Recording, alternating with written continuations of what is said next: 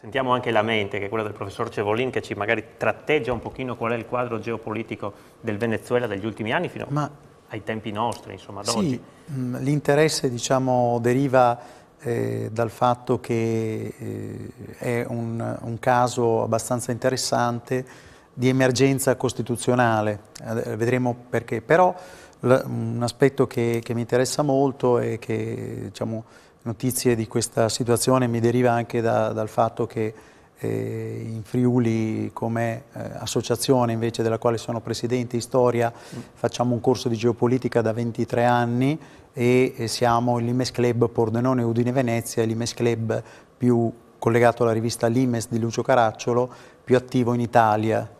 E da questo punto di vista, per esempio, per quanto riguarda un po' le notizie che ci arrivavano, erano anche del fogolar di Caracas che nel 2014 assume 3 vigilantes, per esempio, già 2014, nel 2016 viene chiuso, queste le notizie, poi ci preciserà queste cose, quindi già una situazione della società civile che è un po' quella che è stata descritta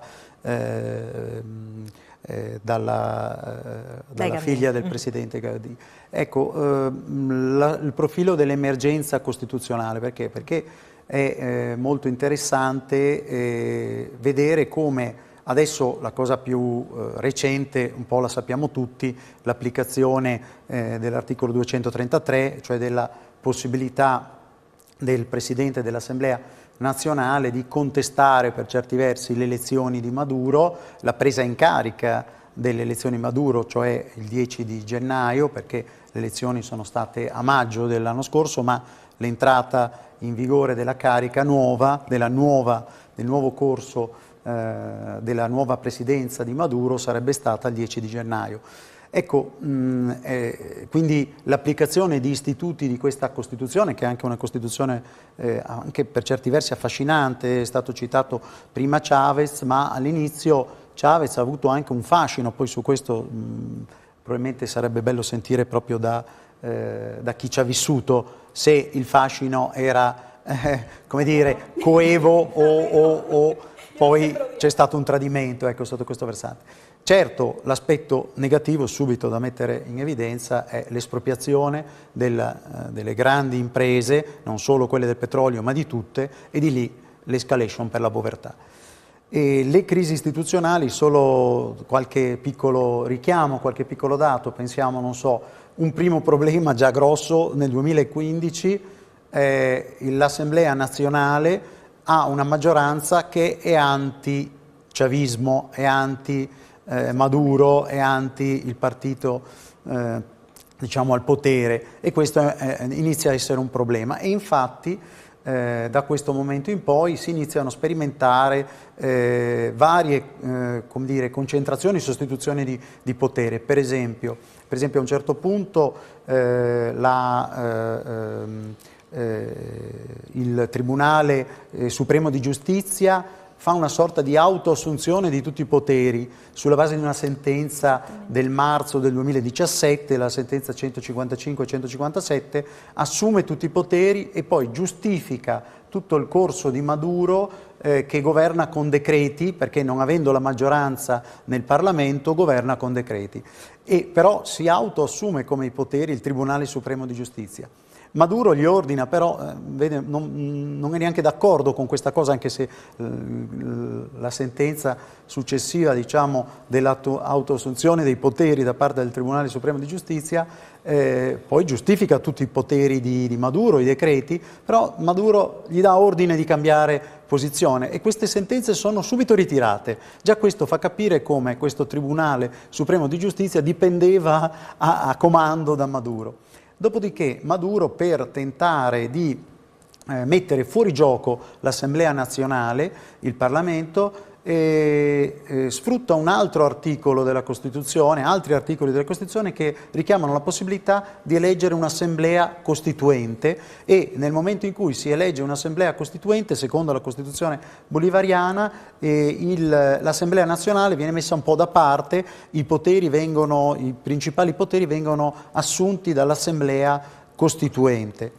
All'Assemblea Costituente, all'elezione dell'Assemblea Costituente del 2017 già la Mesa Democratica, già una buona parte dei democratici che facevano parte del Parlamento, che avevano la maggioranza nel Parlamento, si sfila, iniziano delle situazioni di arresti, di violenze, di persecuzioni, e quindi anche queste elezioni dell'Assemblea Costituente avvengono in un clima non democratico. Ma c'è anche da dire che la stessa struttura elettorale dell'Assemblea Costituente favoriva comunque le classi che erano e che sono un po' a sostegno di Maduro, soprattutto i militari, la pubblica amministrazione e un po' certi contadini in periferia, nelle zone più disagiate, più povere. E quindi capite come anche qui si usa la Costituzione bolivariana per cercare di mantenere il potere, e adesso c'è quest'ultima fase nella quale invece finalmente potremmo dire diciamo, i democratici, un po' una certa parte dei partiti democratici sono riusciti ad avere in Guaidó una guida, e quindi Guaidó ha utilizzato questo articolo 233, ma richiamandosi anche ad altri articoli che consentono direttamente a ogni cittadino del Venezuela di difendere la Costituzione bolivariana, oppure richiamo al popolo di avere la capacità e il diritto di rifiutare ogni regime, diciamo. Pensate che a questi articoli, che sono l'articolo per esempio 350 della Costituzione, si è richiamato anche un personaggio strano, su questo c'è stata l'attenzione dei media quando nel 2017 Oscar Perez, questo esperto elicotterista, poliziotto, così forse membro da una certa parte, veniva descritto come un membro della CIA, dall'altra parte poi sentendo i venezuelani che ho incontrato io in agosto di quest'anno a Bogotà, come fuoriusciti, mi hanno invece parlato di una persona che questo Oscar Perez va considerato un eroe nazionale per certi versi. Perché? Perché cosa ha fatto? Con questo elicottero ha gettato, e adesso capite perché, dei petardi, diciamo, dei fuochi d'artificio attraverso l'elicottero sul Tribunale Supremo di Giustizia, e avete capito perché? Perché era servito a Maduro.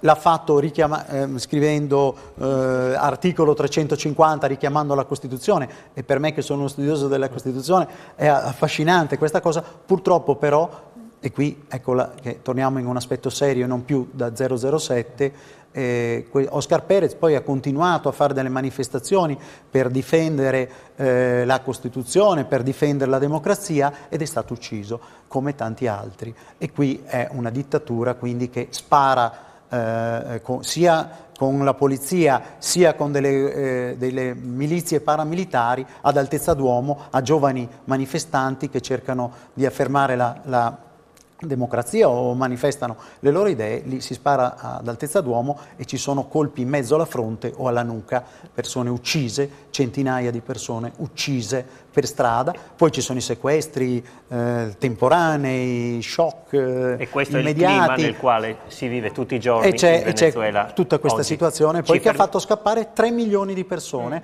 cosa mai accaduta nel Sud America, un esodo di questo tipo. Quindi questa è un'emergenza vera umanitaria. Forse più. Ci fermiamo un attimo.